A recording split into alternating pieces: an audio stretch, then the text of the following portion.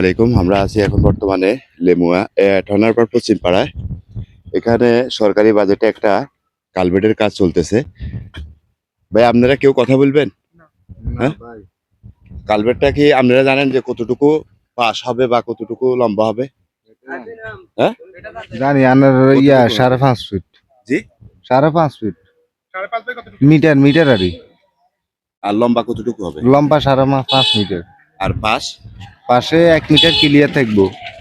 ওই কাজগুলো কি আপনারা করছেন ওই রোডের ওই পাশে? হ্যাঁ, ওগুলা কয় নম্বর ইট দিয়ে করছিলেন ভাইয়া?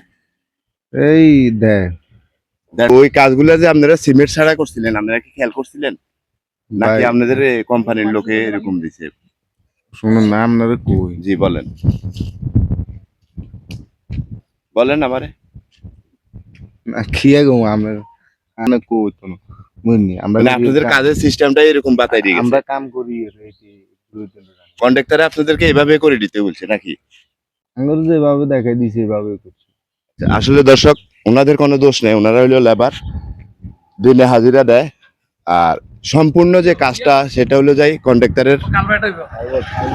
কন্ট্রাক্টরের অবহেলায় এই কাজগুলো চলতেছে। এই কাজগুলা যে চলতেছে এটা সরকারি বাজেট যে টাকা আসছে ওই টাকার কোনোটাই কাজ পাচ্ছে না জনগণ। সাধারণ মানুষ ক্ষিপ্ত হয়ে কাজ বন্ধ করে দিয়েছে। আমরা এর তীব্র নিন্দা ও প্রতিবাদ জানাই। আর আমাদের ইউনিয়ন চেয়ারম্যান আব্দুর রহমানের কাছে আমরা এর দরখাস্ত দিব যে এই কাজটা উনি স্বয়ং নিজের চোখে আসি দেখুক এই কাজটা কিরকম হয়েছে।